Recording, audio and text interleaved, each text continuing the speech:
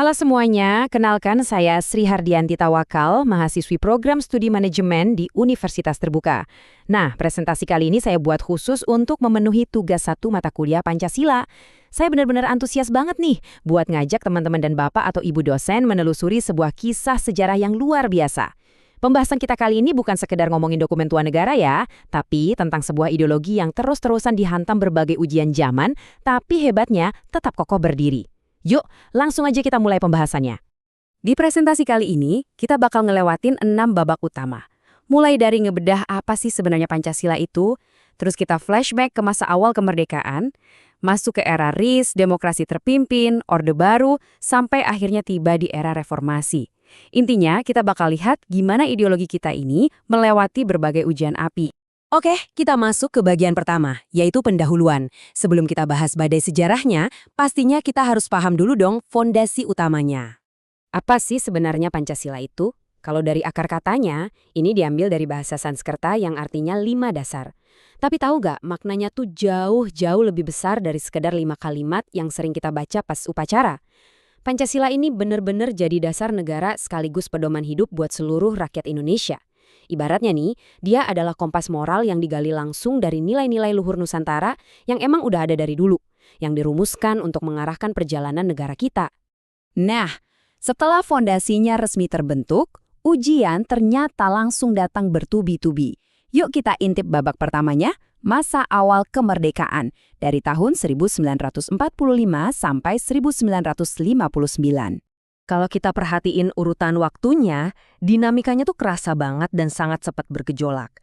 Bayangin aja, idenya baru dicetuskan oleh Bung Karno tanggal 1 Juni 1945, terus langsung disahkan sehari setelah proklamasi kita, yaitu 18 Agustus. Baru jalan 3 tahun, negara langsung dihantam pemberontakan besar di Madiun tahun 1948. Belum kelar napas, setahun kemudian kita dipaksa mengubah bentuk negara. Benar-benar fase transisi yang super menegangkan. Yang bikin masa ini tuh kritis banget, banyak kelompok yang bukan cuma mau melawan pemerintah, tapi pengen mengganti Pancasila sampai ke akar-akarnya. Ada pemberontakan PKI di Madiun yang pengen bikin negara berhaluan komunis. Terus ada DI atau TII yang niatnya mengubah haluan jadi negara dengan syariat Islam. Belum lagi munculnya gerakan separatis kayak RMS dan PRRI Permesta. Ini bukti nyata loh kalau mempertahankan 5 dasar negara itu butuh darah dan air mata. Dan syukur banget, semua ancaman itu berhasil kita gagalkan.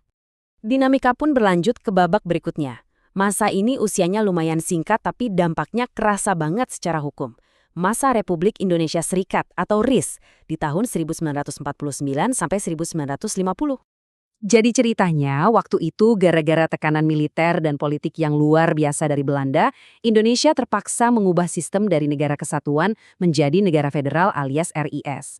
Nah, di konstitusi RIS ini, rumusan Pancasila emang posisinya agak kegeser secara tekstual. Tapi prakteknya di lapangan, nilai-nilai Pancasila tetap hidup dan dijalankan kok sama masyarakat di negara-negara bagian tersebut. Dan karena emang sistem federal ini nggak cocok sama DNA bangsa kita, di bulan Agustus 1950, kita dengan cepat balik lagi ke pelukan Negara Kesatuan Republik Indonesia. Memasuki paruh akhir dekade 50-an, kita disuguhkan realita baru, gara-gara turunnya dekret Presiden 5 Juli 1959. Selamat datang di era demokrasi terpimpin. Secara ideal nih ya, sila keempat Pancasila itu kan mengajarkan kita soal demokrasi yang berbasis musyawarah. Tapi realitanya, pas era demokrasi terpimpin ini, kekuasaan justru sangat berpusat di tangan presiden. Kontrol sosial jadi melemah banget. Bayangin, anggota MPRS aja ditunjuk langsung oleh presiden. Dan yang paling bikin geleng-geleng kepala, sampai ada ketetapan yang mengangkat beliau sebagai presiden seumur hidup. Jelas banget kan, hal ini udah melenceng jauh dari asas konstitusi kita. Di masa ini juga muncul satu konsep yang niat awalnya mungkin buat merangkul semua pihak, yaitu Nasakom. Konsep ini mencoba menggabungkan 3 elemen besar, nasionalis, agama, dan komunis, yang oleh pemerintah saat itu bahkan dianggap sejajar dengan Pancasila. Pastinya ini memicu penolakan besar-besaran dong, terutama dari tubuh TNI Angkatan Darat, karena elemen komunisme itu bertentangan mutlak dengan sila pertama. Ketegangan politik ini makin hari makin panas, dan puncaknya meledak di peristiwa tragis G30 SPKI pada tahun 1965.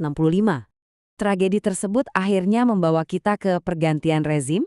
Bangsa kita pun memasuki masa Orde Baru yang berlangsung sangat panjang, dari 1966 sampai 1998. Awalnya, Orde Baru ini hadir membawa visi yang kedengarannya menjanjikan banget, mau menjalankan Pancasila secara murni dan konsekuen. Pemerintah mewajibkan seluruh warganya ikut penataran P4, biar pemahaman soal ideologi ini seragam. Terus ada juga aturan asas tunggal, di mana semua organisasi wajib menjadikan Pancasila sebagai satu-satunya landasan.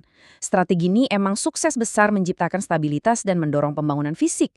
Tapi sayangnya, di balik stabilitas itu, kebebasan berpendapat dibungkam habis-habisan, dan praktek korupsi, kolusi, dan nepotisme alias KKN malah tumbuh subur di mana-mana.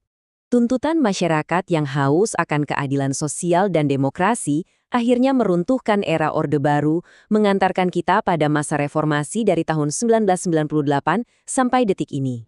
Perubahan di era ini benar-benar luar biasa kalau kita cermati. Di masa reformasi, Pancasila kembali menjadi ideologi yang lebih terbuka, dinamis, dan sangat menjunjung tinggi kebebasan hak asasi manusia. Tapi, tantangannya ternyata ikutan berevolusi loh. Kalau dulu ancamannya berupa kelompok bersenjata atau tafsir tunggal penguasa, sekarang musuhnya tuh nggak kasat mata. Adanya globalisasi, derasnya arus informasi digital, sampai mudahnya ideologi ekstrim asing masuk lewat gadget kita. Wah, itu jadi tantangan terberat buat kita di zaman now. Nah, buat menghadapi gempuran digital itu, kita jelas udah nggak bisa pakai cara-cara doktrinasi kaku kayak zaman dulu. Salah satu respon modern dari negara saat ini adalah lewat dunia pendidikan. Contohnya lewat program profil pelajar Pancasila. Tujuannya keren banget sih, membentuk karakter generasi muda agar punya wawasan global dan kompetensi tinggi, tapi akarnya tetap nancep kuat pada nilai-nilai persatuan, gotong royong, dan ketuhanan. Ibaratnya, ini adalah sistem imun ideologi yang paling relevan buat menangkal virus radikalisme saat ini. Setelah menelusuri seluruh rentetan peristiwa tadi, kita akhirnya tiba di bagian kesimpulan dari materi presentasi ini. Kalau bisa dirangkum, pesannya sangat jelas.